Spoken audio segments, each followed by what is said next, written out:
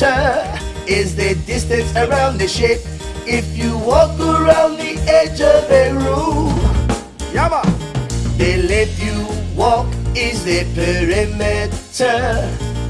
Count the lengths, 3 plus 4 plus 3 plus 4.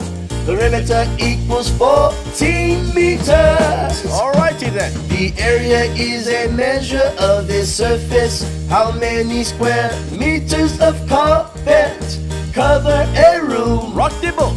Count the square units, 1, 2, 3, 4, 5, 6. Area equals 6 square meters. To the bridge. The volume tells how much will fit inside. Let's pour liters of water into this bucket. 1, 2, 3, 4. The volume is 4 liters. Now you know perimeter, area, and volume. It's all good now.